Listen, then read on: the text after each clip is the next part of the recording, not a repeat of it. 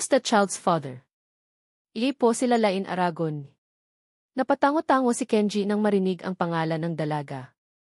Bakit hindi niya naisip na maaaring pinalitan ng mga taong dumukot sa kanyang anak ang pangalan nito? Lalain Aragon bears a striking resemblance to his wife, Amelia, especially her round, puffy eyes. But he knows he can't just trust his gut feeling.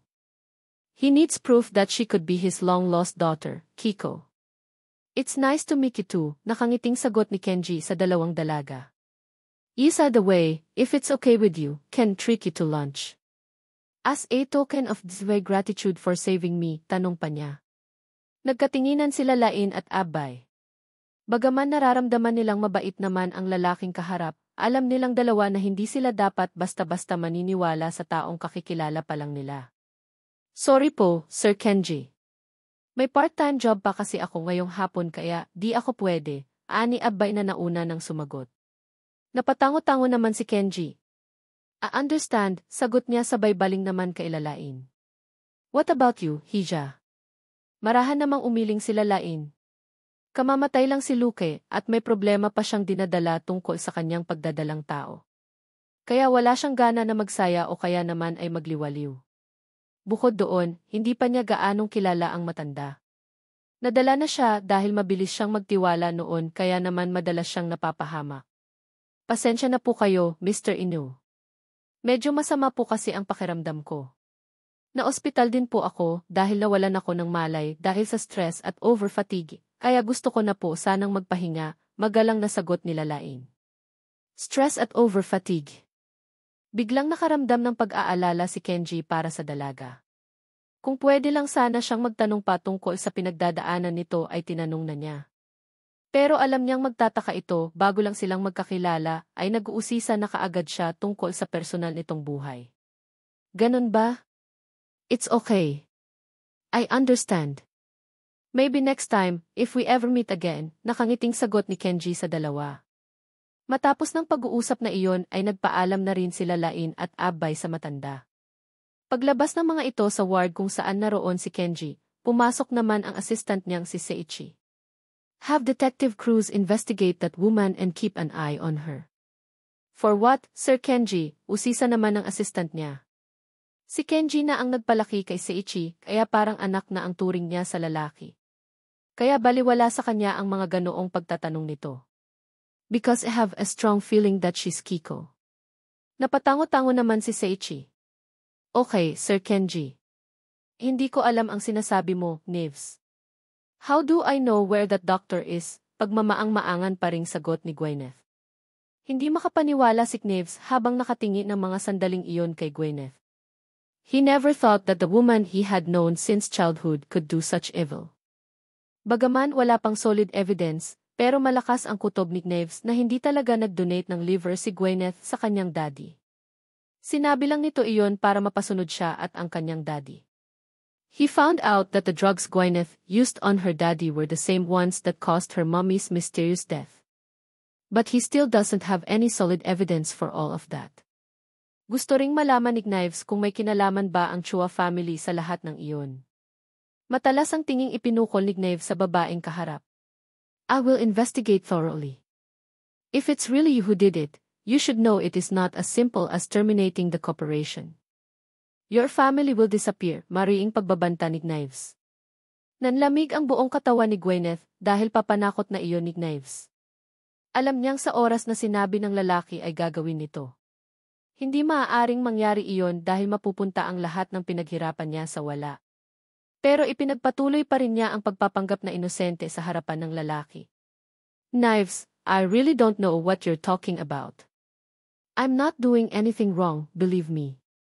You better not, ani Neves sa nakakatakot na tingin. If I prove that you had something to do with what happened to Daddy, this will be the fate of your family.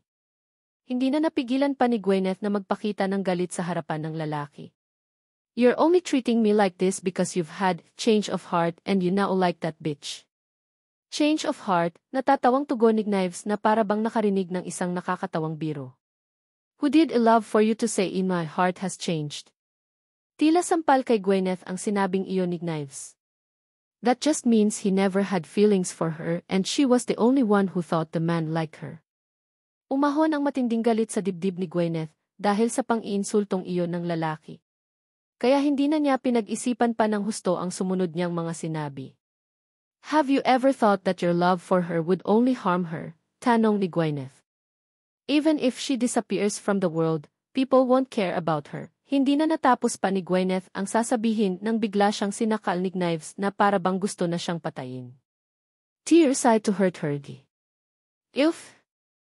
Ano ba? Hindi na makapagsalita pa si Gwyneth dahil para na siyang malalagutan ng hininga dahil sa higpit ng pagkakasakal sa kanya ni Knives. Gwyneth's face was turning pale and she couldn't even struggle against his tight grip on her.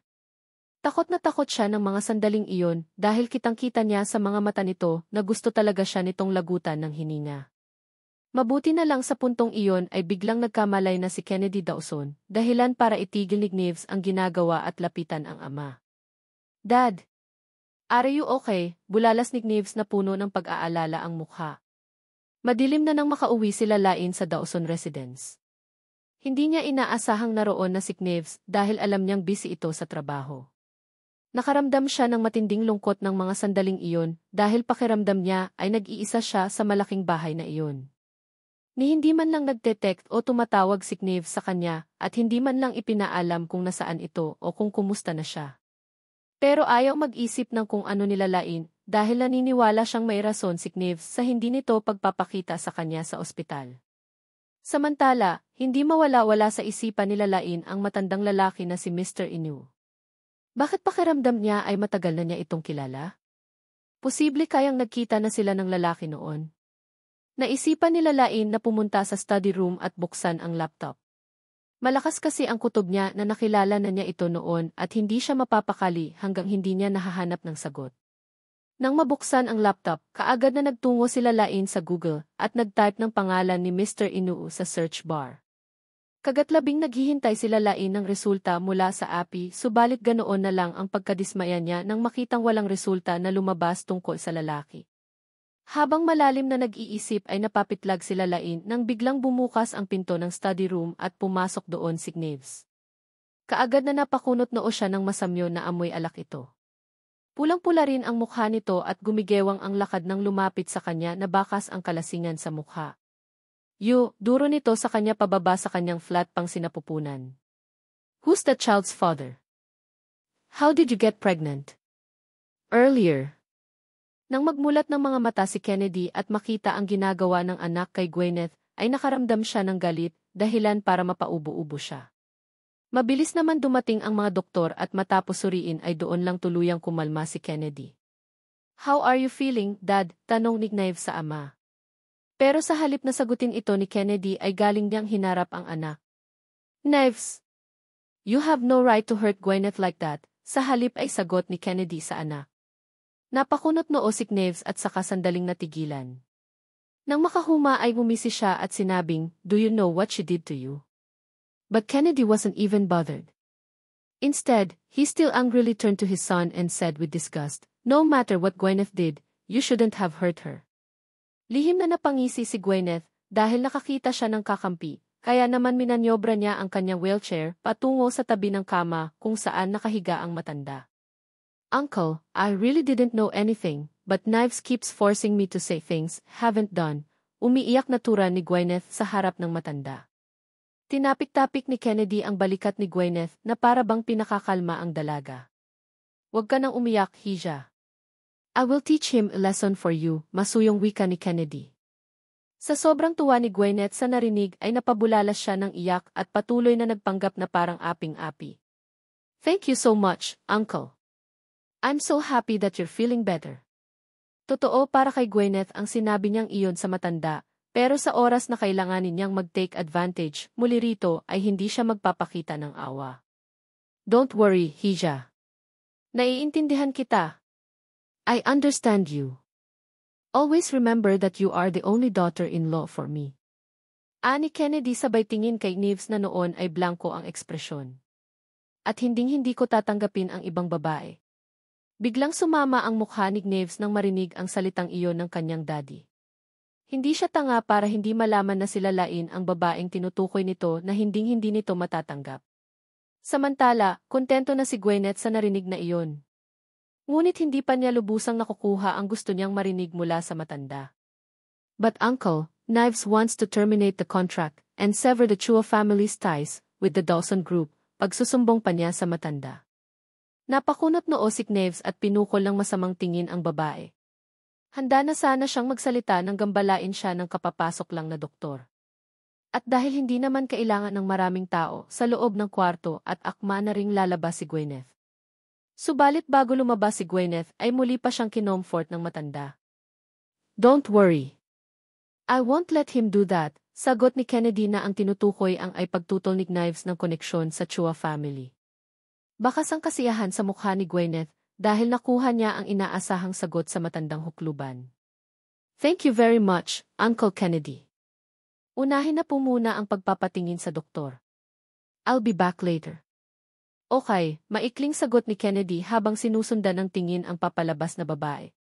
Tumalikod na rin si Knives at akmang lalabas na nang mabilis siyang pigilan ng ama. Knives, dumito ka. I have something important to tell you. Gwyneth smiled again when she heard the old man's words before leaving. She was sure that he would teach Knives a lesson. As long as he could hold Kennedy Dawson by the neck, there was a good chance that his plans would come true. Samantala, sa loob ng ward, matapos ma-examine ng doktor si Kennedy, ay wala namang nakitang malamang health problems ang matanda. Subalit katulad ng dati ay kailangan pa rin itong uminom ng maintenance medicine nito. Tila hindi naman naapektuhan ng toxic substance ang kalusugan ng kanyang daddy. Nang makaalis ang doktor, ay malalim ang boses na nagsalita si Kennedy.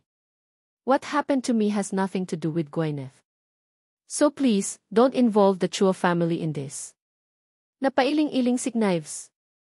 I took your thermos for testing, and it showed a very low dose of drug reaction. Si Gwyneth lang ang tanging humawak ng bagay na yan, paliwanag ni Knives sa katumawa ng bahaw. Even so, you still believe she's innocent. Sandaling natahimik si Kennedy Dawson na para bang nag-iisip, pero makalipas ang ilang segundo ay sumagot din ito. I'm fine now. This matter is over. Sa galit ni Knives ay natatawa siyang tumingin sa kanyang daddy. What kind of poison did she put on you? You still want to deceive yourself into believing that he had nothing to do with this. When I say no, no. You have no right to embarrass the Chua family, bulalas ni Kennedy bagaman bahagya pa ring nanghihina. Baka nakakalimutan mo, hindi pa ako nagre-resign bilang chairman ng Dawson Group. Nakakuyom ang kamao ni Knives sa pagmamatigas ng kanyang daddy. Hinding-hindi ako magpapakasal kay Gwyneth. So if I were you, give up this idea as soon as possible. In that case, I will make sure that woman suffers from your wrong decision. Ani Kennedy na puno ng kasiguruhan ang tinig. Dahil sa patong-patong na problema, minabuti ni Knives na dumaan sa Imperial Hotel at magpakalango sa alak. Sa mga sandaling iyon, hindi niya alam kung ano ang dapat na gawin.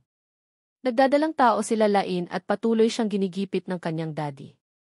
Lito na siya sa kung ano ang dapat niyang gawin at unahin. Nakailang bote rin ng brandy si Knives bago langong-lango na umalis sa hotel.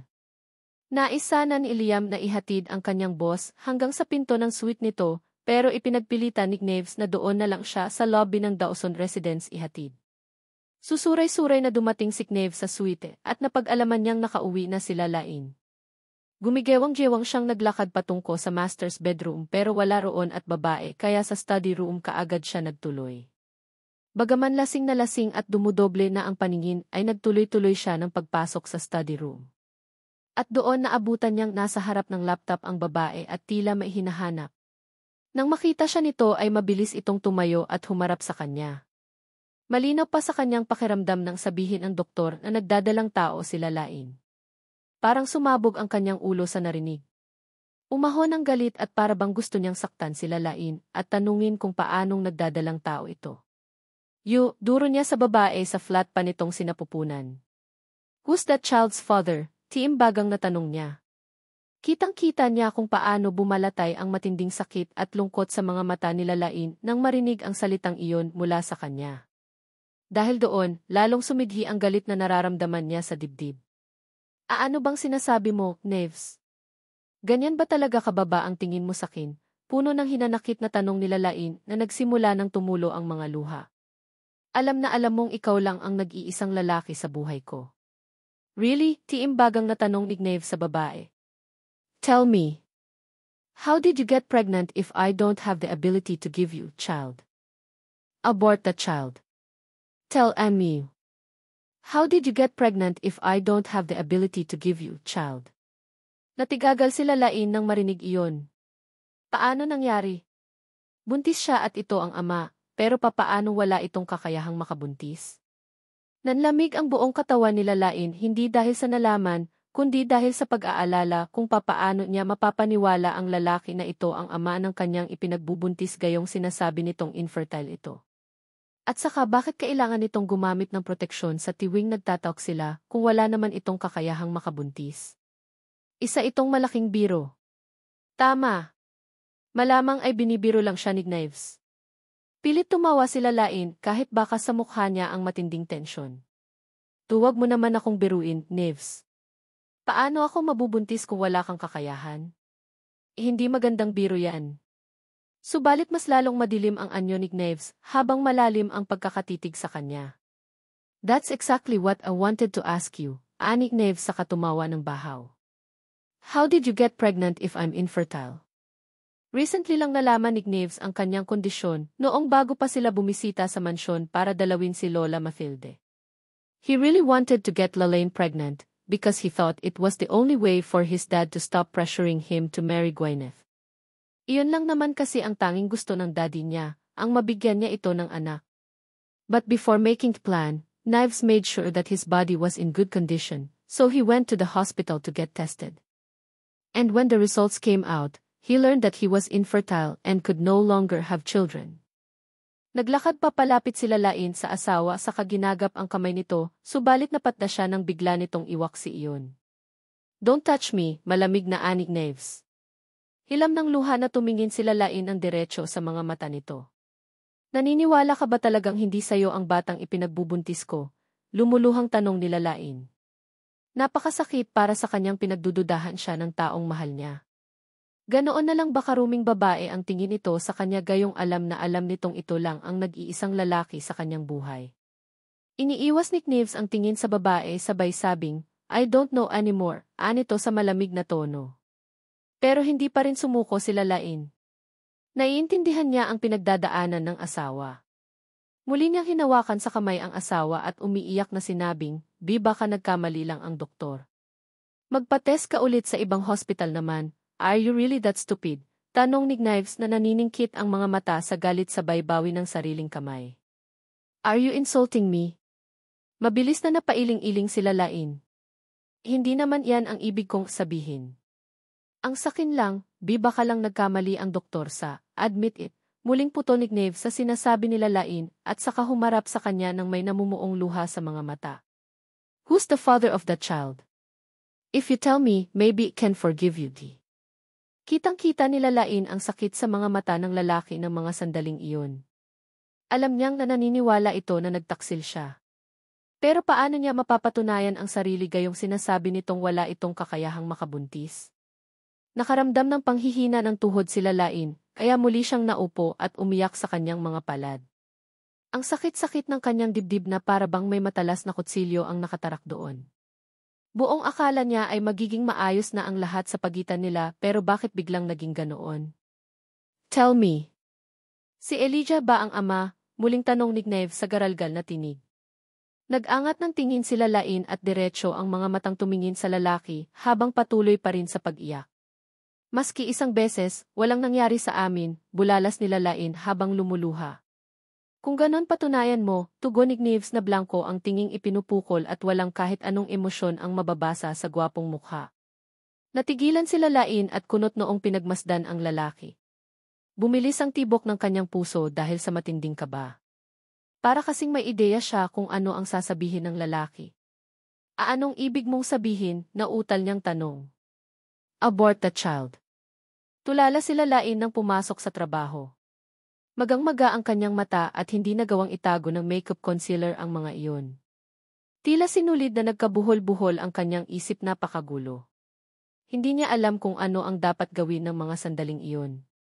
Hindi sana siya papasok sa trabaho pero dahil nakiusap si Mrs. Tupaz na kailangan niyang pumasok ay napilitan siya.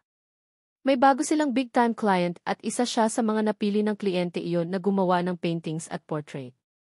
Bagaman malayong-malayo ang kursong fashion design na tinapos niya sa trabaho niya ngayon, naisip niyang baka iyon talaga ang trabaho na nababagay sa kanya.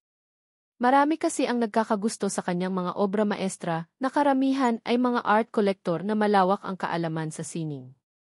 Hindi makapag-focus sila lain habang nagmi-meeting sila kung sino ang bago nilang kliyente, kaya naman hindi niya narinig kung sino iyon. Maya-maya ay nagbalik siya sa wisyo ng kalabitin siya ni Mrs. Tupaz. Pagtingin niya, tapos na pala ang meeting at sila na lang ng kanyang boss ang naroon. "Are you okay, Lane?" Masuyong tanong ni Mrs. Tupaz sa kanya. "May problema ka ba? Come on, tell me. Baka makatulong ako." Marahang napailing sila lain. Hindi pa siya handang ikwento ang mga nangyayari sa kanyang buhay ng mga oras na iyon sa ibang tao, kahit na kay Abay. Hindi niya kasi alam kung paano umpisahan ang lahat. "I'm sorry, Mrs. Tupaz, pero okay lang po ako." Anilalain na bahagyang umiti subalit hindi naman iyon umabot sa mga mata. Lihim na napabuntong hininga naman si Mrs. Tupaz. Alam niyang may problema sila lain pero dahil nirerespeto niya ang privacy nito, kaya hindi na siya namilipit pa. "Okay, sige." Iyon na lang ang tanging naisagot ni Mrs. Tupaz sabay dampot ng kulay puting folder.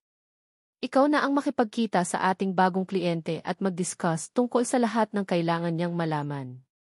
Nang marinig iyon ay sandaling natigilan sila lain at bumalik sa dating wisyo. "Sigurado po kayo, ma'am?" "Of course, because I trust you, Lane." "Kaya kailangan mo ring magtiwala sa sarili mo," nakangiting wika pa ng matandang babae. Nakaramdam ng bahagyang paggaan ng dibdib sila lain ng mga sandaling iyon. Napaka-importante na makarinig siya ng ganoong sa panahong tulad niyo na down siya. "Maraming salamat po sa pagtitiwala, Mrs. Tupaz." Anilalain na pilit nang umiti sabay abot ng folder. "Mag-ingat ka, Hija," paalala pa ni Mrs. Tupaz. Matapos niyon ay umalis na sila lain sa studio para kitain ang kanilang big-time na kliyente. Makikipagkita ito sa isang sikat na fine dining restaurant sa Makati. Wala pang isang oras nang marating nila lain ang restaurant, at bago pumasok ay doon pa lang niya binuklat ang folder na hawak at inalam ang pangalan kung sino ang kanilang big-time. At ganoon na lang ang pangunot ng noo niya nang mabasang si Mr. Kenji Inoue iyon. Paternity test. Lihim na napangiti si Kenji nang makita sa entrance ng restaurant sila Lain Aragon. Matapos niyang paimbestigahan kay Detective Cruz ay tungkol sa whereabouts ng babae, nalaman niya ang mga impormasyon tungkol sa babae. Mula sa kung saan ito nakatira, family background, at kasalukuyang trabaho. According to Detective Cruz, the girl was registered by her father, Levi Aragon, with the National Statistics Office when she was 5 years old, the same age as his daughter Kiko when she was kidnapped. According to all hospital records, Lalaine Aragon has no birth record. Isa lang ang ibig sabihin yon. Hindi nito tunay na magulang ang mga kinalakhan nito. Dahil doon, lalong lumakas ang kutob niya na ito na nga nawawala niyang anak. Ang tanging kulang na lang niya para mapatunayan ang haka-haka ay magsagawa ng paternity test. Iyon ang dahilan kung bakit sinadya niya sa restaurant makipagkita sa dalaga. Nang sa gayon ay makakuha siya ng kahit sample ng laway nito sa basong ginamit nito na gagamitin niya para isagawa ang test. Sinenyasa ni Kenji ang isa sa mga waiter na mabilis naman lumapit. "Please accompany that woman to the table." Anya sa waiter sabay turo kay Lalain na kasalukuyang lumingalinga na tila hinahanap siya. "Okay, sir." Mabilis na tumalima ang waiter at nilapitan ang dalaga saka itinuro ang mesa kung nasaan siya. Tumingin naman ito sa direksyon na kinaroroonan ni Kenji sa kabahagyang umiti. Kiming lumapit sila Lain sa mesa kung saan nakaupo si Mr. Kenji Inoue. Hindi rin niya maintindihan kung bakit kinakabahan siya nang mapatingin sa mukha ng lalaki. Pakiramdam talaga niya ay may kaugnayan sila ng lalaki pero hindi lang niya alam kung ano iyon. "Good afternoon po, Mr. Inoue. Ako po si Lalain Aragon, ang ipinadala ng Artisan Creation Studio," pakilala ni Lalain sa matanda. Baka kasi nakalimutan na siya nito, kaya muli siyang nagpakilala. "Oh, It's you, nakangiting bulalas naman ni Kenji na kunwari ay nabigla. Sit down, Hija. Hindi ko alam na magkikita tayong muli, wika pa ni Kenji sa dalaga sabay muestra sa upuang katapat nito. Natatandaan pa po pala ninyo ako, Mr. Inu, Kimi namang sagot nila Lain at saka naupo. Di ko rin po inaasahang kayo pala ang kliyente namin. Me too, Hija. Hindi ko alam na ikaw pala ang lalain at tinutukoy ni Mrs. Tupaz, tatango-tango ani Mr. Inu. I'm impressed. Nakita ko ang mga artwork mo at talagang napahanga mo ako. You're excellent and naturally talented, papuri pa ni Kenji. Nag-init naman ang pisngi ni Lain dahil sa papuring iyon. Maraming salamat po sa compliment, Mr. Inu. Oh, don't call me Mr. Inu Hija because it's too formal. Just call me Uncle Kenji. Hindi naman tayo estranghero sa isa't isa, anang Mr. Inu. O okay po, Uncle Kenji, ani Lain na bahagyang nautal dahil sa hiya. Isa the way, let's eat. Iminuwestra ni Mr. Inu ang mga putaheng in order niya. Sinigurado rin niyang tubig lang ang kanilang inumin nang sa gayon ay hindi humalo sa anumang likido ang laway ng dalaga. Nagsimulang kumain sila Lain, kahit bahagya siyang nagtataka siya sa mangyayari. Ang pakay niya sa pagpunta roon ay tungkol sa project na gusto nitong ipagawa sa kanilang kumpanya. Pero bakit pakiramdam niya ay parang may okasyon sa dami ng pagkaing nakahanda? Isa the way, Hija. Ilang taon ka na, usisa ni Kenji. Inubos muna nila Lain ang pagkaing nasa bibig bago sumagot. 20 years old na po. I see, tumatango-tangong wika ni Kenji. Kaedad mo pa ang anak kong si Keiko, nasaan po siya ngayon, Uncle Kenji? Nasa Pilipinas din po ba? Tanong naman nila Lain. Bahagya kasi siyang na-curious nang malamang may anak ito. Nang marinig iyon ay dumaan ang lungkot sa mga mata ng matanda. Pero sandali lang yon, matapos niyon ay ngumiti rin ito sa kanya. Ang totoo, hindi ko alam kung makikita ko pa ang anak ko. She was only 5 years old when she disappeared, sagot ni Kenji na bakas ang lungkot sa tinig. Nabuhay ang kuryosidad nila Lain sa narinig. Tulad niya, 5 taon din siya nang mawalay sa kanyang tunay na magulang. Ni hindi nga niya alam kung may pag-asa pang makikita at makakasama niya ang mga ito. Sorry po. Hindi ko na po sana tinanong. It's okay. Gusto ko rin namang ikwento yun sa'yo, ani Kenji sa dalaga. Anyway, where are your parents, Hija? Natigilan sila Lain sa narinig. Paano ba niya sasagutin ang tanong nito? Sasabihin ba niyang ulila na siya? O sasabihin niyang nawala rin siya noong 5 taong gulang pa lang siya? Hija, untag ni Kenji nang mapansin na biglang natulala ang dalaga. Ayos lang kung hindi mo sagutin. Bahagyang humiti sila Lain saka ipinagpatuloy ang pagkain. Habang kumakain ay nag-sink in sa isipan nila Lain ang lahat ng pagdurusa na naranasan niya mula noon hanggang ngayon. Ulila na siyang lubos, nagdududa na rin ang taong pinakamamahal niya at gusto pa nitong ipalaglag niya ang kanyang anak. Napakasakit ng mga nangyayari sa kanya. Gusto na niyang sumuko na lang at magpahinga. Pero papaano ang sanggol sa kanyang sinapupunan? Wala naman itong kasalanan sa lahat ng pagdurusa niya. Lain, Hija. Are you okay? Nag-aalalang tanong ni Kenji nang makita niyang pumatak ang luha ng dalaga. Hindi niya maipaliwanag pero sumakit ang kanyang dibdib at para bang may mabigat na batong nakadagan doon. Natauhan naman sila Lain. Sa sunod-sunod na dagok sa kanyang buhay ay hindi niya napigilan ang sarili na umiyak. Nakakahiya lang dahil nakita pa ito ng kanilang kliyente.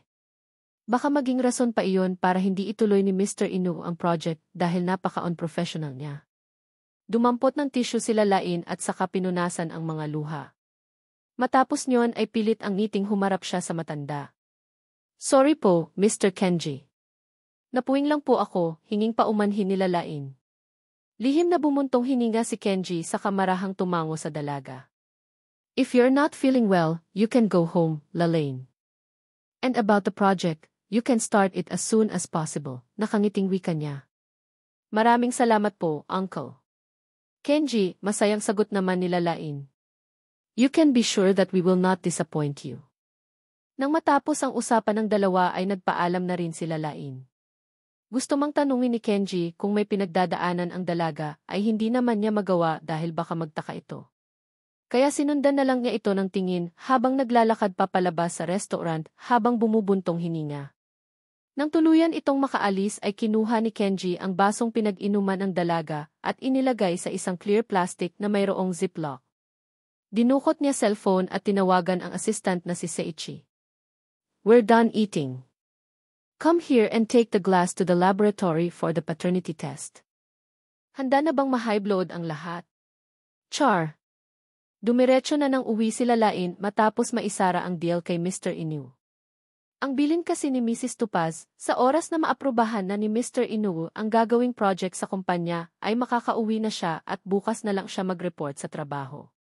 Dahil maaga pa, minabuti nila Lain na dumaan sa supermarket para bumili ng rekado sa lulutuin niyang braised pork ribs. Gusto niyang ipagluto si Knives kahit na alam niyang hindi maganda ang naging pagtatalo nila kagabi, dahil nais niyang magkaayos silang mag-asawa. Nakapagdesisyon na sila Lain. Gagawin niya ang lahat para matanggap ni Knives na anak nito ang kanyang ipinagbubuntis. Nasaktan man siya ng sobra dahil sa gusto nitong ipalaglag ang kanilang anak, hindi pa rin nawawala ang pagmamahal niya para sa asawa. Isa pa, naniniwala siyang maaaring nagkamali lang ang doktor na sumuri sa asawa niya. Kaya ang balak niya ay kakausapin niya ito ng masinsinan at hihikayatin muling magpatingin sa ibang doktor. Bukod doon, imumungkahi din niya kay Knives na ipad-na-test ang sanggol sa kanyang sinapupunan. Naunawaan nila Lain na magmumukha siyang desperada sa mga ginagawa niya, pero kung iyon lang ang tanging paraan para maniwala si Knives sa kanya ay gagawin niya. Napakalaki ng utang na loob niya kay Knives sa lahat ng bagay, lalong-lalo na noong iniligtas siya nito sa China. Tatanawin niyang malaking utang na loob iyon sa asawa habang buhay. Kaya naman bilang ganti, hindi siya basta susuko sa asawa. Kung pinagdududahan siya nito, papatunayan niya sa sariling tapat siya at ito lang ang nag-iisang lalaki sa kanyang buhay. Bahagyang naging magaan ang dibdib nila Lain. Umaasa siyang magiging maayos lang ang lahat sa pagitan nilang mag-asa. Dahil hinding-hindi siya makapapayag na lumaki ang kanyang anak ng walang kinikilalang ama. Matapos mamalengke, kaagad na ring umuwi sila Lain at nag-umpisa sa pagluluto. Pero habang nasa kalagitnaan ng paghahanda, nakaramdam siya ng pagkahilo at pagbigat ng katawan. Kaya naman nakisuyo na lang siya sa kanilang housekeeper na si Mrs. Reyes na tulungan siya sandali sa pagluluto. "Ayos lang po ba kayo, Ma'am Lain?" tanong ng matanda nagmakitang nakapikit siya. "Okay lang po ako. Medyo napagod lang po ako sa trabaho," sagot naman nila Lain na bahagyang nakangiti habang patuloy ang pagluluto ng hinahalo. "Sana magustuhan ito ng boss mo," wika niya pa. Napatango-tango naman si Mrs. Reyes. "Sigurado po ako, Ma'am," segunda naman ito ng matanda. Nang matapos ang pagluluto nila Lain, ay nagpatulong siyang muli kay Mrs. Reyes para ihanda ang dining table, at saka excited na naligo sila Lain at nagbihis ng maganda. Subalit sumapit na ang alas 9, alas 10, alas 11 ay wala pa ring Knives na dumating. Ang mga pagkain na mainit pang ihinanda nila Lain kanina ay nagsilamig na, kaya naman isa-isa na lang niya itong tinakpan at inilagay sa refrigerator. Mabigat ang dibdib nila Lain ng gabing iyon. Ayaw niyang mauwi lang sa ganoon ang lahat ng pinagsamahan nila ni Knives, kaya kahit ibaba niya ang sarili para patunayan na hindi siya nagtaksil ay ginawa niya. Pero bakit iniiwasan siya ni Knives? Bakit ayaw siya nitong bigyan ng pagkakataon na makapagpaliwanag? Mabigat ang dibdib na tumayo sila Lain at kinuha sa kwarto ang kanyang cellphone. Nanginginig ang kamay niyang tinawag ang numero ni Knives, pero nagriring lang iyon at walang sumasagot. Umahon ang matinding kaba sa dibdib nila Lain. Ayaw niyang mag-isip ng kung ano pero iba ang kabang kutob niya ng mga sandaling iyon parang hindi tama. Ilang pagtawag pa ang ginawa nila Lain sa number ng asawa, pero katulad kanina ay nagriring lang iyon at walang sumasagot. Muling nagdial sila Lain at ang number naman ni Mr. Miller ang kinontak niya, pero ganoon na lang ang pagkabalisa niya nang marinig mula sa kabilang ang network operator at sinasabing out of coverage ang kanyang tinatawagan. Hindi mapakali sila Lain at panailang ang paruot parito niya habang hawak ng mahigpit ang cellphone. Iyon lang ang unang beses na maging ang cellphone number ni Mr. Miller ay hindi niya makontak kaya naman labis-labis ang kanyang kaba. May nangyari kaya sa kanila? Diyos ko po. Wag naman sana. Isip-isip nila Lain habang tahimik na nagdarasal. Ilang sandali pa'y tumunog ang kanyang cellphone senyales na mayroong nagpadala ng message. Kaagad binuksan nila Lain ang cellphone at napakunot noos siya nang makitang mula sa isang unknown number ang nagpadala niyon. I guess you're waiting for him now. Don't worry, he's safe with me. Iyon ang message na nakalagay sa text na iyon. Kasunod niyon ay nag-send ito ng isang video. Parang sinipa ng kabayo ang dibdib nila Lain ng mga sandaling iyon dahil sa nabasa. Sino ang nagpadala niyon at anong ibig sabihin nito? Nanginginig ang kamay na pinindot nila Lain ang video at otomatikong nag-play iyon at ganoon na lang ang panlulumo nila Lain sa napanood. Knives was out of work at 7 o'clock at night, but because he didn't want to go home, he decided to go to a nightclub in Taguig. That was the first time he had been to such crowded place. Siya ang klase ng tao, ayaw-ayaw ang magulo at maingat na paligid. Pero sa pagkakataong iyon, sa lugar na iyon napili ni Knives na magpunta. Siya lang mag-isa sa club ng mga oras na iyon. Hindi niya kasama si o kahit si Knox at ang sekretary naman niya ay inutusan niyang umuwi muna. Kabilin-bilinan din niya rito na i-off ang cellphone at wag sasagutin ang tawag nila Lain. He knows he's being unfair to Lalaine, but he really can't bear to see the face of the woman he loves betraying him. Masakit para sa kanya ang ginawa nito at para na rin itong ininsulto ang kakayahan niya bilang isang lalaki. Kaagad na sumenya si Knives sa waiter na mabilis namang lumapit. Give me a bottle of brandy and a bucket of ice, utos niya rito. Okay, sir. Mabilis na tumalima ang waiter at wala pang 3 minutes nang bumalik ito bit-bit ang order niyang alak. Akma na sanang magsasalin si Knives ng alak sa baso nang agawin iyon ng kung sino. When he turned around, he saw a woman sitting next to him. She was beautiful and sexy, fair, and had long, blonde hair. Nagsalin ito ng alak sa basong sa kanilagyan ng yelo at inabot sa kanya. You're alone. Can I join you? Tanong nito sa malamyos na tinig sabay abot ng baso na mailamang alak. I'm Maggie. Hindi sumagot si Knives at sa halip at tinanggap ang basong ibinibigay nito. Inisang lagok lang niya ang alak kaya naman mahinang natawa ang babae sa inasal niyang iyon. You seem to have the problem, anang babae sa kamuling nagsali ng alak sa baso at inabot kay Knives. Kung makikita lang siguro si Knives ng mga kaibigan niya ay tiyak na magtataka ang mga ito. Ayaw na ayaw kasi niyang nilalapitan siya ng kung sino-sinong mga babae. But at that moment, he just let the woman sit next to him for some reason he couldn't explain. Hindi na namalayan pa ni Knives ang oras. Hindi niya naisip na may asawa siyang naghihintay sa kanya at nag-aalala. Basta uminom lang siya ng uminom hanggang sa malango sa alak. Panay din ang kwento at dikit sa kanya ni Maggie, pero kahit lasing ay nagagawa niyang ilayo ang sarili sa babae. Hanggang sa tuluyan ng ang nilamon ng alak na titirang katinuan ni Knives, at ang mga sumunod na nangyari ay hindi na niya namalayan pa. Painful ending D. Nagawa mo ba ng maayos ang ipinatatrabaho ko? Tanong ni Gwyneth sa babaeng kaharap na si Maggie. Of course. Nilagyan ko ng mataas na dosage ng drugs pampatulog ang drinks niya kaya sure akong kahit sampalin mo ang gag ng iyan, di agad magigising, nakangising sagot naman ni Maggie. Okay, good, ani Gwyneth sabay abot ng puting sobre na naglalaman ng pera. Wag mong ipagkakalat ito, kundi papatayin kita, pagbabanta pa niya sa babae. Umismid naman si Maggie. Anya. But in fairness, he's a hottie. Kung di mo lang bet ang lalaking yon, baka, tatahimik ka o puputulin ko iyang dila mo, naniningkit ang mga matang ni Gwyneth sa kaharap. Kaagad naman nitong itinikom ang bibig at muestra na parang zipper na isinasara iyon. Umalis ka na. I still need to do something. Okay, bye-bye. Nakangisi namang paalam naman ni Maggie habang ipinapaypay ang sobre na naglalaman ng malaking halaga ng pera. Napangiti si Gwyneth sa katumingin kay Knives na noon ay mahimbing ang tulog sa king-size na kama. Naroon siya sa room ng nightclub kung saan nagpunta ang lalaki kanina para mag-inom. Aside from the bar, the establishment also has rooms for rent for guests who cannot go home due to intoxication. Matapos niyon ay isinagawa na kaagad ni Gwyneth ang plano. Marahan siyang sumampa sa kama at marahang tinanggal ang pagkakabutons ng suot na long sleeve ni Knives. She didn't need to pretend she couldn't walk anymore because the man was unconscious and wouldn't know the truth. Nang tuluyang mahubad ang pangitaas, ang slacks naman nitong suot ang dahan-dahan niyang hinubad hanggang sa brief na lang ang matira sa lalaki.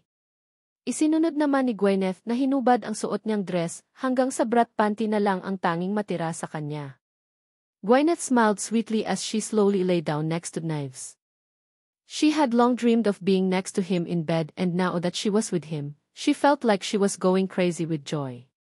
Finally, mawawala na rin sa landas niya ang hitad na silalain, dahil sigurado siyang matapos nitong makita ang sorpresa niya ay ito na ang kusang lalayo.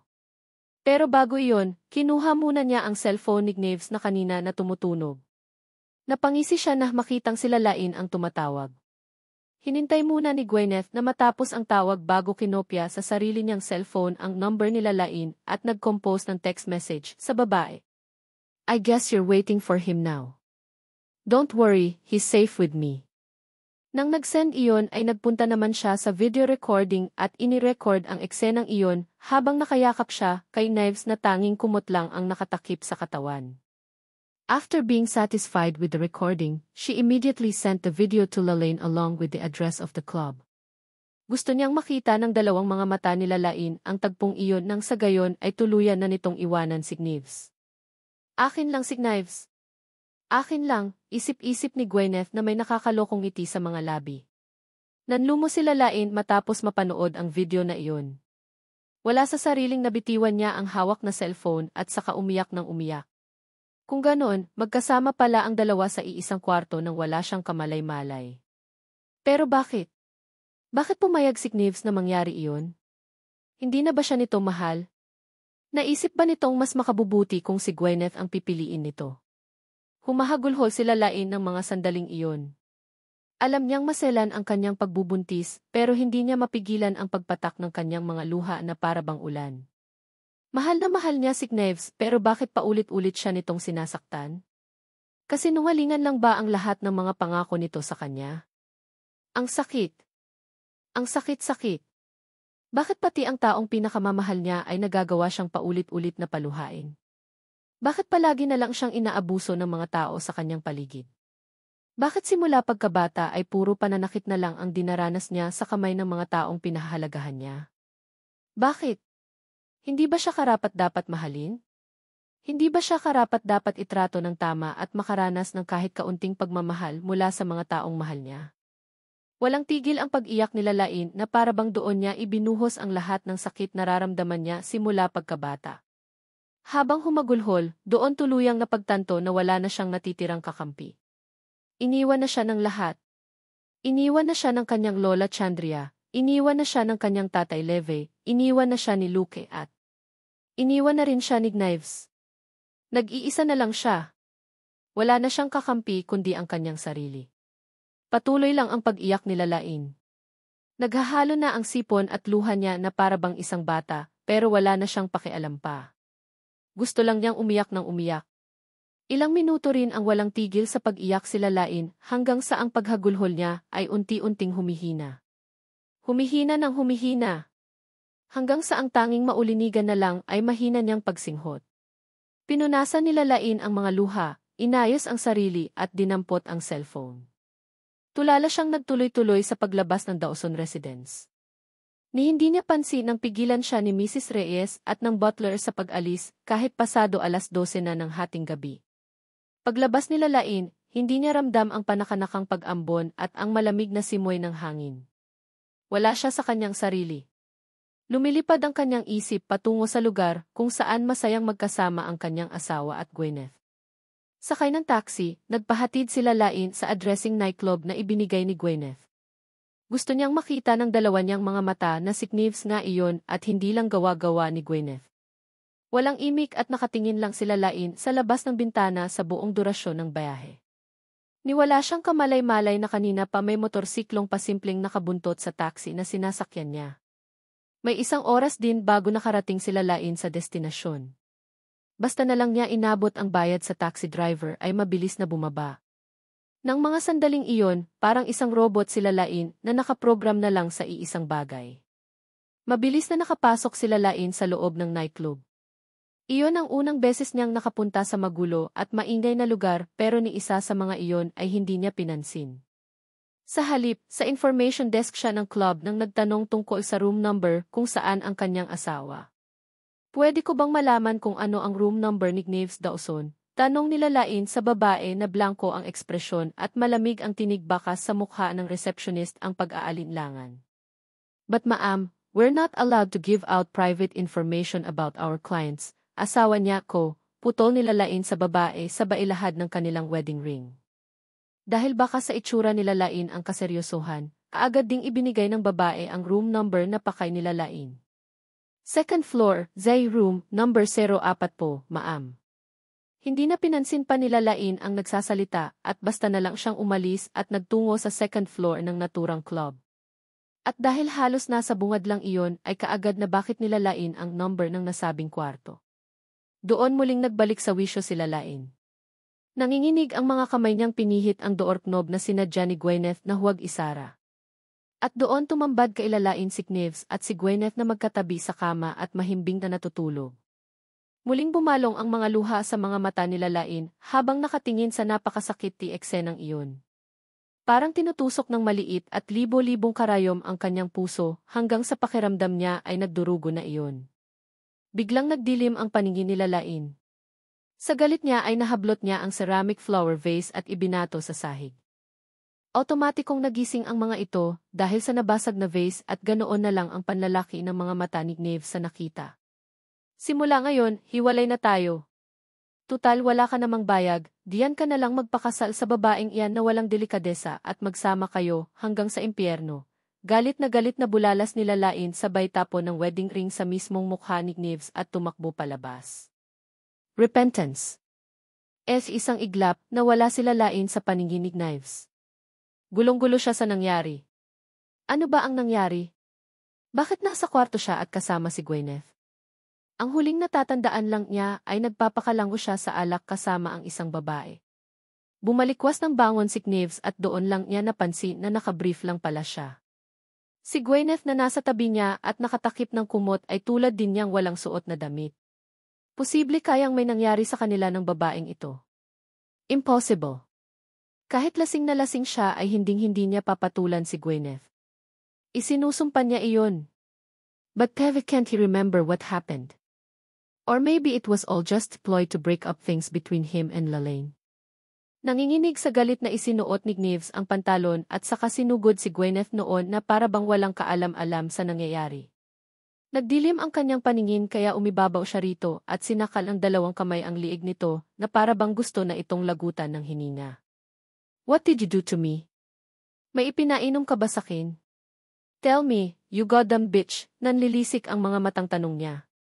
Hindi pansin ni Gnaves ang pangingitim ng mukha ng babae na para bang konting sandali na lang ay malalagutan na ng hininga. Sabihin mo, anong pinainom mo sakin? Subalit dahil hindi na makapagsalita si Gwyneth at hirap na siyang huminga kaya ang tanging nagawa lang niya ay umiyak at umiling-iling. Kung hindi pa dumating ang mga security personnel ng club at pumasok sa kwarto kung nasaan ang dalawa ay baka tuluyan ng malagutan ng hininga si Gwyneth. Knife's face was so frightening at that moment that even the security personnel backed away from staring at him. Gwyneth caught as she held her red neck. She thought it was the end of her, but luckily the useless guards arrived. Pero kahit ganoon, sa loob-loob ni Gwyneth, napakasaya niya dahil sa nakitang reaksyon sa mukha ni Lalain. Sigurado niyang sa pagkakataong iyon, tuluyan na nitong iiwan si Gnaves. Pagmamay-ari na niya ang lalaki. But before that, she had to finish the plan, and what she had done was just the beginning. Sa oras na malaman kong pakana mo ito, papatayin kita, banta pa ni Gnaves, bago dinampot ang pang-itaas na damit at wedding ring na ibinato ni Lalain. He ran after Lalain, who had probably already left the club. But he was surprised to find that it was raining heavily. Umahon ang matinding kaba at pag-aalala niya para asawa, kaya kahit malakas ang ulan ay sinugod niya iyon, hindi alintana kung mabasa siya ng ulan. Tumakbo siya patungo sa kalsada subalit walang Lalain siyang nakita, pero hindi nawala ng pag-asa si Gnaves. Tumakbo siya ng tumakbo kahit basang-basa na siya ng ulan. Panay rin ang paglinga niya sa mga taxi na nagdaraan at nagbabakasakali na sa kanyon ang babae. O kaya naman ay sa mga establishment na maaaring pagsilungan nito. Wala siyang pakialam kung basang-basa siya at nangangatog sa lamig.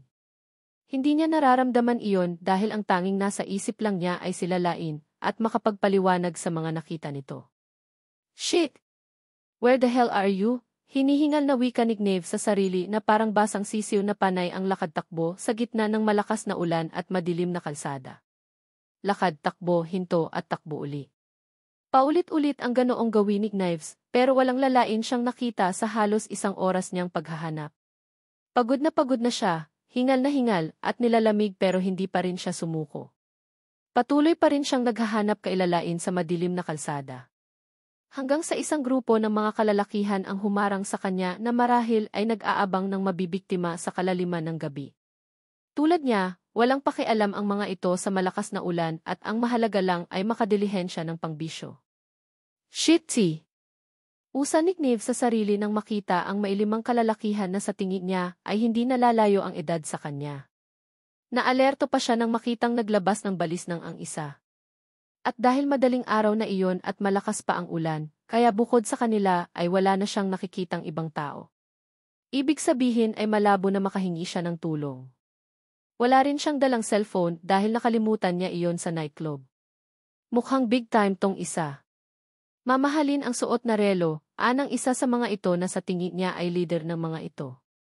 Kunin na yan. Kumilos ang apat sa mga ito at naghanda sa pagsugod pero biglang nagsalita si Knives na ikinatigil ng mga ito. Ito lang ba ang gusto nyo? Tanong niya sa mga ito sabay hubad ng relo at itinaas. Sa inyo na to pero padaanin nyo ako. May hinahanap akong importanteng tao. Kulang yan, anang lalaking pinakamatanda, magbigay ka pa ng alahas at pera. Alam kong meron ka dyan. That watch is worth 1.5 million pesos, sagot ni Knives sa lalaki. Di ako nagbibiro. Pwede nyo pa yang ibenta ng mas mataas sa black market. Ganon ba? Nakangising sagot naman ng lalaki. Kung ganon, naka-jackpot tayo mga tol, anito sa mga kasamahan na nakangitim aso. Kapapa ninyo yan. Lahat ng makita nyo sa kanya ay kunin nyo. Tiba-tiba tayo ngayong gabi, utos pa nito sa mga kasama. Mabilis namang nagsisunod ang mga ito at sabay-sabay itong sumugod sa kanya. Pero dahil sa matinding pagod sa matagal na pagtakbo, sa epekto ng drogang pampatulog at alak na nainom ay hindi na siya nakapanlaban ng maayos. Every punch and kick they unleashed hit him directly in the body. He was able to retaliate with punches and kicks, but most of it only went into the air. Napaluhod na siya sa kalsada habang hawak-hawak siya ng mga ito sa magkabilang braso. Duguan na rin siya subalit dahil patuloy pa rin ang pagbuhos ng ulan ay sumasama lang sa rumaragasang tubig ang dugo sa pumutok niyang ilong at labi. Jackpot, tol. May singsing pa sa bulsa, bulalas ng isa sa mga lalaki. Meron din sa daliri, pre, sabat naman ng isa pa. Mukhang mamahaling wedding ring. Nang marinig iyon ay nagising ang diwa ni Knives. Nanlilisik ang mga mata niyang tinitigan ang mga ito na para bang papatay siya ng tao. He would never allow them to take the only thing that symbolizes his love for Lalaine. Huwag niyong pakialam yan kung ayaw niyong mamatay lahat, banta ni Knives, pero humalakhak lang ang mga ito sa kapwersahang kinuha ang wedding ring sa daliri niya. Sa galit ni Knives ay nagpupumiglas siya hanggang sa mabitiwan siya ng mga ito. Nakakuha siya ng pagkakataon para undayan ng suntok ang isa at malakas na sinipa sa tiyan. Nabitiwan naman nito ang hawak na singsing at gumulong ang mga iyon sa kalsada. Dali-daling niyang dinampot ang wedding ring nila ni Lalaine, subalit bago pa siya makahuma ay mayroong matalas at malamig na patalim ang sumaksak sa kanyang tagiliran na naging dahilan para mapaluhod siya. Ayan ang napapala mo. Sabi nang sa amin na ang lahat ng mga yan sigaw ng nagsisilbing leader ng mga ito. Tapusin niyo na yan para hindi na makapagsumbong pa sa pulis, dinig pa niyang utos ng mga ito. Hindi na makakilos pa si Knives at makapanlaban dahil pakiramdam niya ay naubos na ang kanyang dugo. Hanggang isa pa muling saksak ang tumama sa kanyang likod at isa pa sa dibdib. Dahil doon ay tuluyan ng nakahandusay si Knives sa kalsada habang umaagos ang sariwang dugo. Kasabay ng pagbuhos ng ulan ay tumulo rin ang luha sa mga mata ni Knives. Nagsisisi siya. Sising-sisi siya. Maling-mali na pinagdududahan niya si Lalaine. Alam niyang maraming paraan para mapatunayan kung totoong baog siya o hindi, pero dahil pinairal niya ang pagiging makasarili ay iyon ang kinahinatnan ng lahat. Father and daughter union. Ikinurap-kurap nila Lain ang mata at tumambad sa kanya ang isang ingranding kisam. At kahit bahagya pang nanlalabo ang kanyang paningin, alam niyang wala siya sa hospital o kaya naman sa Dawson residence. Naroon siya sa isang kwarto na hindi pamilyar sa kanya at unang beses lang niya nakita. Bumalikwas ng bangon sila Lain nang biglang maalala ang mga nangyari. Bakit siya naroon? Anong ginagawa niya sa lugar na iyon? Malinaw pa sa kanyang alaala ang lahat bago siya mawalan ng malay. Matapos makita ang eksenang iyon sa pagitan ni Knaves at Gwyneth, ay mabilis siyang tumakbo palabas ng nightclub. Hindi siya nagpatinag kahit napakalakas pa ng buhos ng ulan, sinugod niya iyon habang humagulhol. Tumakbo siya ng tumakbo na para bang mayroong humahabol sa kanya. Subalit bigla na lang umikot ang kanyang paningin, at bago pa siya nawalan ng malay ay isang lalaki ang sumalo sa kanya. Ang assistant ni Mr. Inoue. Lumingalinga sila Lain sa paligid. Malakas ang kutob niyang naroon siya sa bahay ni Mr. Inoue. Subalit ano naman ang kailangan nito sa kanya? Masamang tao ba ito? May masama ba itong balak sa kanya? At bakit naroon sa lugar na iyon ang assistant nito? Pinasusundan ba siya nito? Gumapang ang kilabot sa kabuuhan nila Lain nang mapagtanto na baka masamang tao nga si Mr. Inoue. Pero nakakapagtakang mayroon din sa kaibuturan ng kanyang puso ang nagsasabing mabuting tao ito. Maya-maya pa'y napaigtad sila Lain nang makarinig ng pagbukas ng pinto ng kwarto kung saan siya naroon. At ganoon na lang ang takot niya nang makitang pumasok doon si Mr. Inoue, ang assistant nito, at isa pang lalaki na hindi niya kilala. Gising ka na pala, Hija. Kumusta ang pakiramdam mo? Kaagad na tanong ni Mr. Inoue habang naglalakad papalapit sa kanya. Napakunot noon naman sila Lain ng mga sandaling iyon. Hindi niya maunawaan kung bakit mababakas sa mukha nito ang matinding pag-aalala habang nakatingin sa kanya. Pero sa dami na ng pinagdaanan niya, hindi na siya basta pamaluloko sa ganoong bagay. Naging alerto sila Lain. Kumilos siya at akmang bababa ng kama nang pigilan siya ni Mr. Inoue. Calm down, Hija. Wala akong balak na masama sa'yo. Maniwala ka, anang matanda nang huminto ng 3 metro mula sa kinaroroonan niya. Bakit po ako nandito? Anong kailangan niyo sakin? Nautal na tanong nila Lain sa nanginginig na tinig. Sinulyapan din niya ang dalawang lalaki na kasama ni Mr. Inoue. Nakatayo lang ang mga ito sa isang sulok at tahimik na pinanonood ang boss ng mga ito habang nakikipag-usap sa kanya. Kumalma ka muna, Hija, anang Kenji sa dalaga na puno ng takot sa mukha. Hindi niya ito masisisi dahil nasabi na sa kanya ni Detective Cruz ang mga pinagdaanan nito simula noong musmus pa ito. Bumaling siya sa kanyang assistant na si Seiichi. Hija, makisuyo ka kay Nanay Purisima. Magdala ka mo rito ng tubig, malumanay na utos ni Kenji. Dalawap okay, sir, anang Seiichi isa ka mabilis na lumabas ng kwarto. Habang naghihintay, muling binalingan ni Kenji sila Lain at saka humugot ng malalim na hininga bago muling nagsalita. Hija, maniwala ka sakin. Wala akong balak na masama sa'yo. Gusto lang kitang makausap tungkol sa isang mahalagang bagay kaya sana ay makinig ka sakin, nakikiusap na wika ni Kenji. Hindi maunawaan nila Lain kung ano ang nagtulak sa kanya na maniwala sa matanda. Kumalma siya at ang pagpapanik na nararamdaman niya kanina ay biglang naglaho nang makita na tila may kung ano sa mga mata ni Mr. Inoue na hindi niya mapangalanan. Ano po ba ang gusto niyong sabihin, Mr. Inoue? Tanong nila Lain sa lalaki. Sandaling nag-isip si Kenji. Ngayong alam na niya ang totoong katauhan nila Lain Aragon, halo-halong emosyon ang lumulukob sa kanyang puso habang kaharap niya ito. Nahihirapan siyang kontrolin ang damdamin at baka hindi pa man niya nasasabi ang lahat-lahat ay bumulalas na siya ng iyak. Maya-maya ay muling pumasok si Seiichi sa kwarto na kasama si Nanay Purisima, ang mayordoma ng mansyon. Matagal na itong maninilbihan sa mga Inoue simula noong 10 taon pa lamang si Kenji. Pasensya na sa istorbo, Kenji. Ito ang tubig na pinakukuha mo. Sinamahan ko na rin ang paracetamol, tulad ng ibili ni Dorothy Makaraig. Anang Nanay Purisima sabay salin ang tubig sa baso at inabot kay Lain. Siya na ba ito, Kenji? Tanong pa ng mayordoma habang pinagmamasdan sila Lain. Kaswal na pangalan lang ang tawag ni Nanay Purisima kay Kenji dahil iyon mismo ang gusto ng lakaki. Itinuturing na kasi niya itong pangalawang ina at ganoon din naman si Nanay Purisima. Parang anak na niya si Kenji dahil matandang dalaga siya at walang pamilya. Thank you, Nay Purisima, ani Kenji. Siya na nga iyan. Hindi maitago ang saya sa mga mata ni Kenji nang sabihin iyon. Walang duda. Kamukhang-kamukha nga niya si Amelia, anang Nanay Purisima na bakas din ang saya sa hapis na mukha. Matapos iyon ay sinenyasa ni Kenji si Manang Purisima na lumabas na muna, maging si Seiichi. Ang tanging natira lang sa loob ng silid ay si Detective Cruz na siyang magpapaliwanag ng lahat. Samantala, gulong-gulo sila lain sa lahat ng nangyayari. Wala siyang maintindihan sa pinag-uusapan ng mga ito. Sari-saring tanong ang pumapasok sa kanyang isipan. Sino si Amelia na kamukha niya? Ilang sandali pa'y tumikim si Kenji, dahilan para mapatingin sa kanya ang babae. Alam ni Kenji na gulong-gulo na sila lain sa mga nangyayari, kaya naman hindi na siya mag-aaksaya pa ng oras at aminin na niya ang lahat. I'm really sorry. I didn't know you were pregnant Kyufai, a man named Knives Dawson, panimula ni Kenji. Natigilan sila lain sa narinig.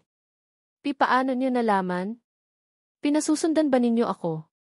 At saka, anong kinalaman ng pagbubuntis ko sa usapang ito? Naaalertong tanong nila lain. Sinenyasan naman ni Kenji si Detective Cruz na lumapit. Sumunod naman ito at mabilis na nagpakilala. I'm Detective Cruz, Yumala Lane. Kumunot ang noo nila lain habang nakatingin sa mga ito. Detective. Bakit? Ano bang kailangan niyo sa akin? Tanong nila lain na nagsisimula magpanik. Siya ang may dahilan kung bakit ko nalaman ang nangyari sa'yo kanina. Matagal na kitang pinasusundan sa kanya, pag-amin ni Kenji. Pero bakit? Sino ba kayo? Muli, humuwat muna ng malalim na buntong hininga si Kenji bago nagsalita at inabot kay Lalain ang isang brown envelope. Kunin mo ito at basahin, Hija. Malalaman mo ang mga sagot sa mga gumugulo sa'yo. Wala sa sariling inabot naman ni Lalain ang brown envelope na iyon at binuksan. Nakita niyang itong safety test mula sa isang private clinic sa Makati. At ganoon na lang ang pagkabigla ni Lalain nang mabasa ang pangalan niya at ni Mr. Inoue sa safety test result na iyon. 79.9% na match ang kanilang mga VEFI. Ibig sabihin ay si Mr. Kenji ang kanyang biological father. Otomatikong bumuhos ang luha ni Lalain habang nakatingin sa papel na iyon. Kaya pala magaan ang loob niya noong una pa lang niya itong makita. Kaya pala parang pamilyar ito sa kanya. Kaya pala, nananaginip ba siya? Totoo ba ang nababasa niya? Si Mr. Inoue ang totoo niyang ama? Pero paano nangyari? Nananaginip ba siya? Kung panaginip lang iyon, ayaw na niyang magising pa. Tanggap na niyang ulilang lubos na siya, kahit masakit para sa kanya ang bagay na iyon. Pero ngayon, nasa harapan niya ang isang lalaki na nagpapakilang ama niya. Parang hindi totoo. Parang napakahirap paniwalaan. Maya-maya ay nagbalik sa wisyo si Lalain at napatingin sa matandang kaharap nang marinig niyang humagulhol ito. Anak ko. I'm sorry kung ngayon lang kita nahanap. Please, forgive me. Patawarin mo ako dahil nakaranas ka ng kalupitan dahil sa kapabayaan ko di. Doon na tuluyang nag-sink in kay Lalain ang lahat. Hindi iyon isang panaginip. Si Kenji Inoue nga ang tunay niyang ama na hindi niya inaakalang makikilala pa. Pali. Hagulho ni Lalain sabay takbo palapit sa ama at niyakap ito ng mahigpit. The end? Gusto ko pong makita ang mukha ni Mama D. Iyon ang unang salita na lumabas sa bibig ni Lalain matapos ng mahabang sandali na magkayakap silang mag-ama at humahagulhol. Ngayon, mas kalmado na ang dalawa at kapwa nagpapahid na kanilang mga pisngi na nabasa ng luha. Marahang tumango si Kenji sa katumayo at tinungo ang kabinet at kinuha ang isang picture frame. Inabot nito iyon kay Lalain at tila ilog na walang tigil sa pag-agos ang kanyang mga luha nang makita ang larawan ng namayapang ina. Kamukhang-kamukha mo ang mommy mo, Hija. That's exactly what Amelia looked like when she was your age, nakangiti pero malungkot na saad ni Kenji. Marahas hinaplos-haplos ni Lalain gamit ng daliri ang larawan ng kanyang ina. Kay tagal siyang naniwala na si Nanay Ursula ang kanyang ina, kahit na maraming nagsasabi na hindi sila magkamukha nito. Pero ngayon, habang tinititigan niya ang picture na iyon, walang duda na iyon nga ang kanyang ina. Kamukhang-kamukha niya ito lalong-lalo na sa mga bilugang mata, matangos na ilong at mapulang labi. Para nga siyang nananalamin ng mga sandaling iyon. At bagaman half Japanese siya, ang tanging nakuha lang niya sa kanyang ama ay ang maputi nitong kulay. Aano po ang iikinamatay ni Mama, nanginginig ang boses na tanong nilalain sa kanyang ama. Nang maulinigan iyon ay biglang napalitan ng matinding alit ang mga mata ni Kenji. Na para bang may naalala itong isang tao o pangyayari na kinamumuhian nito. Anak, listen to me carefully. I'll tell you everything that happened the day you disappeared. Kaya sana'y tatagan mo ang loob mo. Ayaw kong malagay ka sa alanganin pati ang magiging apo ko di. Anang Kenji na masuyong nakangiting sa anak. Nang marinig ang salitang apo, ay magkahalong saya at lungkot ang nararamdaman nila Lain. Masaya dahil magkakaroon ng tatawaging lolo ang kanyang anak. At malungkot naman dahil tuluyan na silang pinabayaang mag-ina ni Naves. Pero hindi na muna iisipin nila Lain ang problemang iyon. Sa ngayon, mas gusto niyang kilalanin ang kanyang mga magulang, pati na rin ang dahilan kung bakit siya nahiwalay sa mga ito noong 5 taong gulang pa lang siya. Umayos siya ng upo sa malambot na kama at humugot ng malalim na hininga. Inihanda niya ang sarili sa mga maaaring marinig mula sa kanyang papa. Sa tabi naman nila Lain nakaupo si Kenji habang hawak-hawak ang nanginginig na kamay ng anak. Noong 5 years old ka pa lang, umuwi ako sa Japan dahil namatay ang lolo mo. Naiwan kayo ng mama mo sa bahay na ito, kasama ang mga bantay at ilang mga katulong. Wala noon si Nanay Purisima dahil isinama ko siya pauwi sa Japan, panimula ni Kenji.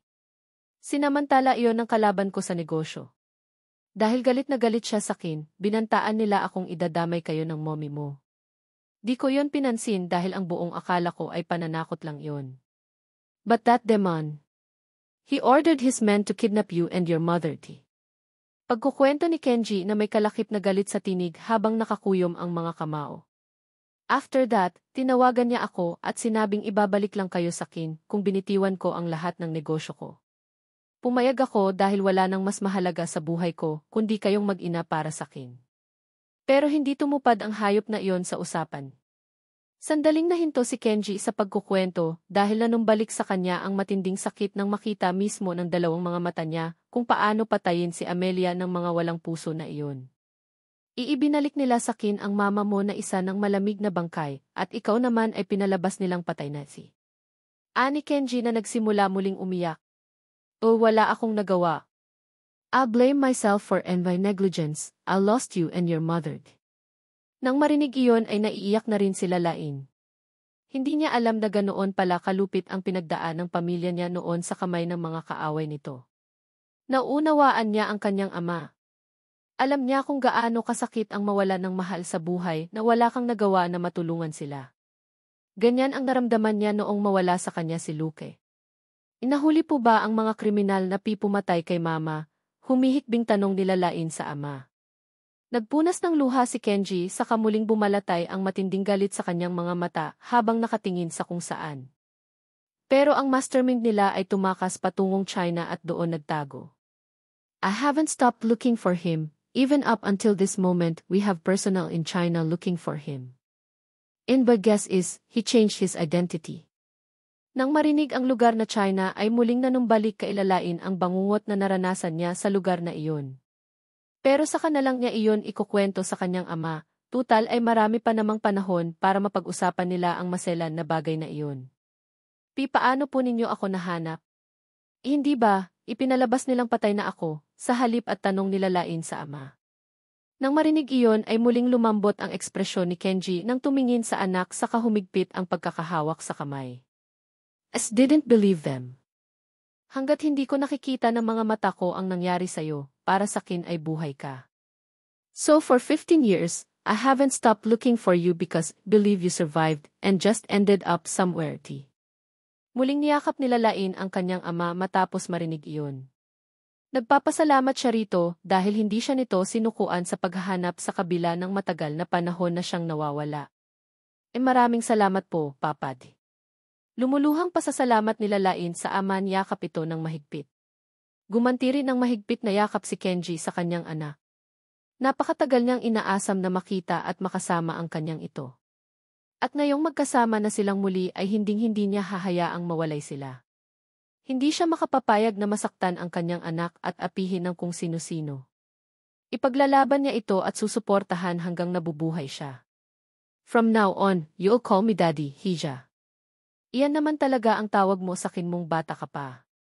Daddy's girl ka kaya, nakangiting ani Kenji sa kanyang anak sabay haplos sa buhok nito. Nakaramdam naman ng pang-iinit ng pisngi sila Lain, subalit hindi nakakailang napakasaya niya ng mga sandaling iyon. Pansamantala niyang nakalimutan ang matinding sakit na idinulot sa kanya ni Knives. Pakiramdam niya ay nakalutang siya sa ulap ng mga sandaling iyon. Napakatagal niyang inaasam na magkaroon ng pamilyang magmamahal sa kanya. Pero lahat ng taong minahal niya ay puro sakit lang ang ibinigay sa kanya. Kaya ngayong nakahanap na siya ng totoong pagmamahal sa piling ng kanyang ama, ay wala na siyang mahihiling pa. Isa the way, anak ti. Pakli ni Kenji. What's your plan? Alam ko ang naging setup niyo ng husband mo at alam ko rin ang nangyari sa inyo ngayon. I'm sorry, I know I invaded your privacy, but I'm worried about you and Ivy grandson, Hija. Sandaling natahimik at nag-isip sila Lain. Muling nanumbalik ang matinding sakit sa kanyang puso nang maalala ang tagpong magkatabi sa kama si Knives at si Gwyneth. Napakasakit para sa kanyang makitang katabi ng ibang babae ang taong pinakamamahal niya. Handa naman siyang magpakababa para sa lalaki, mapatunayan lang na hindi siya nagloko ni minsan. Handa siyang nunukin ang mga pang-iinsulto at mga paratang nito para lang mapatunayan lang na ito ang ama ng kanyang dinadala. Pero ano ang iginanti nito sa kanya? Niloko siya nito. Sinaktan siya nito. Kaya ngayong may pagkakataon na siyang magpakalayo-layo ay hindi niya sasayangin iyon. Naisip din niyang baka nga hindi talaga sila nakatadhana ni Knives para sa isa't isa. Baka tulad sa isang libro, si Knives ay isa lang kabanata na hindi man niya nakatuluyan sa wakas ng kwento, ay naging mahalagang pahina naman ng kanyang buhay. Gusto ko pong makipaghiwalay at magpakalayo-layo, Papad. Goodbye. How's the patient, Doth? Nag-aalalang tanong ni Kennedy sa doktor na sumusuri sa kanyang anak. Isang linggo na itong walang malay simula noong matagpuan ito ni Gwyneth sa kalsada at duguan. He's okay now. Wala na sa panganib ang buhay ng anak mo, Mr. Dawson. Natahin na namin ang mga internal organ niyang natamaan ng saksak. For now, he just needs to rest and we'll wait for him to wake up, anang doktor. Thank you so much, Dosi, ani Kennedy na bahagyang nakahinga ng maluwang nang malamang wala na sa bingit ng kamatayan ang kanyang anak. Thank you, Dosi, sagot naman ni Gwyneth na naroon din sa kwarto at hindi umaalis sa tabi ni Knives. Although she feels guilty about what she did, she feels no remorse for what happened. Dahil alam niyang this time, tuluyan ang makikinaghiwalay ang hitad na sila Lain Aragon at siya na ang magmamay-ari kay Knives. Ito na ang chance niya para maisakatuparan ang plano nil ng kanyang daddy. Tutal, botong-boto naman ang matandang hukluban na si Kennedy Dawson, gagawin niya ang lahat para maikasal kay Knives sa lalong madaling panahon. And after that, siya na ang tatawaging giyang lady ng Dawson family at magiging iisa na lang Dawson Group at Chua Corporation. Maya-maya ay napangiti si Gwyneth nang makaisip ng plano. Tumingin siya sa matanda at nahihiyang nagsalita. Uncle Kennedy. Untag niya. Mula sa pagmamasid sa natutulog na anak ay ibinaling ni Kennedy ang tingin sa dalaga na matiyagaring nagbabantay. May gusto ka bang sabihin, Hija? I just thought that maybe this would be a good chance for Knives and I to get married. Anang Gwyneth na kunwari ay nag-aalinlangan sa sinasabi. You know your son, Uncle. He'll do anything to disobey you. But once we get married, he will have no choice but to obey your orders. Sandaling nag-isip si Kennedy, alam niyang hindi pa natutuloy ang annulment ng kanyang anak at nila Lain Aragon. But as far as he knows, all their documents are ready and just waiting to be submitted. And as for the wedding, their family lawyer will take care of all the necessary documents. It's easy to find a way for the two to get married even if his son is still unconscious. Okay, Hija. Punapayag ako. We'll do it as soon as possible. Nang mga sumunod na araw, pansamantalang nakalimutan nila Lain ang problema sa kanyang puso at sinulit niya ang mga sandali na naroon siya sa Pilipinas kasama ang kanyang ama. Nag-decide na siyang sumama sa kanyang daddy pabalik sa Tokyo, Japan kung saan ito isinilang at lumaki. Ngayon lang din niya nalaman na mayroon pa siyang dalawang nakatatandang kapatid na sina Kiji at Kairi. Ayon sa kanyang daddy, 3 silang magkakapatid at siya ang bunso. Naiwan lang ang mga ito sa Tokyo upang i-manage ang kumpanya na pagmamay-ari ng kanilang pamilya. Pagbebenta ng mga luxury cars ang negosyo ng kanilang pamilya sa Japan na ini-export din sa iba't ibang bansa sa buong mundo. Nang malaman iyon nila Lain ay lihim niyang nahiling na sana inaabutan iyon ni Luke. Natulungan sana niya ang kanyang kapatid na maipagamot sa magagaling na doktor at madugtungan ang buhay nito. Dad, anong itsura ni Kuya Kiji at Kuya Kairi? Usisa nila Lain sa kanyang ama habang naroon sila sa sala at masayang nagkukwentuhan. Curious kasi siyang malaman ang itsura ng kanyang mga kuya. Bukod pa roon, excited din siyang makilala at makasama ang mga ito. Sa wakas, mararanasan na rin niyang magkaroon ng mga kapatid na sa hinagap ay hindi niya inaasahang mangyayari. Wait, sagot naman ni Kenji, abay dampot ng cellphone niya na nakapatong sa center table. Sandali itong tila may tiningnan doon bago iniharap kay Lain ang isang picture. This is your Kuya Kairi. He's the eldest. Strikto si Kuya Kairi mo at medyo masungit, pero malambing siya at maunawain. And the second one is your Kuya Kiji. Napakapilyo ng kuya mong yan pero sweet siya at maaasahan, nakangiting pagpapakilala ni Kenji sa 2 pa niyang anak na lalaki. Nagtubig ang mga mata ni Lain nang makita ang mga kuya niya. Kahit hindi pa man niya ito nakikita at nakakausap ng personal matapos ng mahabang panahon, nararamdaman niyang napakabait ng mga ito. Kamukhang-kamukha ang mga ito ng kanilang daddy. Matangkad at maputi ang 2 na may singkit na mga mata. Excited ka na bang makita sila, anak? Nakangiting tanong ni Kenji. Tumango sila Lain. Oo po. Gustong-gusto ko na po silang makilala at mayakap, emosyonal na sagot niya. Don't worry, matapos nating maasikaso ang lahat ng mga papeles mo ay lilipad na rin tayo papuntang Japan, anang Kenji. Siya nga pala anak, hindi mo ba tatanungin ang tunay na pangalan mo? Tanong pa nito. Natigilan sila Lain sa narinig at hindi niya maintindihan kung bakit kumabog ang kanyang dibdib. Tunay ko pong pangalan? Hindi ba ang mga umampon sa'yo ang nagbigay ng pangalan na iyan? Degree. Kung ganoon, ang tunay mong pangalan ay Kiko. Ikaw si Keiko Inu. Hindi may paliwanag nila Lain kung bakit, pero nang marinig niya ang pangalan na iyon ay tila may kung anong humaplos sa kanyang puso.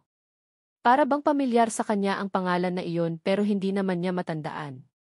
Keiko Inu po ang pangalan ko, nauutal na tanong nila Lain na para bang hindi makapaniwala. Yes, Hija. That's your beautiful name, tugon ni Kenji. Sa ating Japanese, ang ibig sabihin ng pangalan na Kiko ay blessed child o pinagpalang anak. Ang mommy mo ang nagbigay ng pangalan mo. Well, siya naman ang nagbigay sa inyong 3 ng mga pangalan, natatawa pang kwento ng ama. Napakagandang pangalan. Wala sa sariling usa nila Lain. You want to change your name, Hija? Tanong pa ni Kenji. Sandaling nag-isip sila Lain. Ang totoo, ilang araw na rin niya itong pinag-iisapan. Tutal ay nagdesisyon na siyang ituloy ang annulment at umalis sa Pilipinas. Gusto na rin sana niyang burahin ang lahat ng impormasyon na mayroon siya bilang Lain Aragon. Kasabay ng mga masasakit na alaala niya sa bansang iyon, gusto rin niyang burahin ang lahat ng bagay na may kinalaman sa dati niyang katauhan. Nais niyang maglaho na sa mundo ang pangalang Lain Aragon na maski signives na isa sa pinakamayaman ay hindi siya mahahanap pa. Gusto ko pong magpalit ng pangalan, Dad, maya-maya iwika nila Lain sa kanyang ama. Gusto ko rin pong burahin ang lahat ng record at impormasyon na nakapaloob sa pangalang Lain Aragon. Kaya po ba ninyo iyon, Dad? Ikinagulat ni Kenji ang sinabing iyon ng anak. Ang totoo ay hindi niya in-expect na maririnig iyon mula rito, pero dahil kahilingan iyon ng anak ay tutuparin niya. Para saan pa tinawag siyang isa sa mga kilalang bilyonaryo sa Japan kung hindi niya maibibigay ang kahilingan ng kanyang anak? Of course. But are you really sure about this, anak? Paniniguro pa ni Kenji. Knives Dawson might never find you again if you do this. Buo na ang loob nila Lain at nakapagdesisyon na rin siya.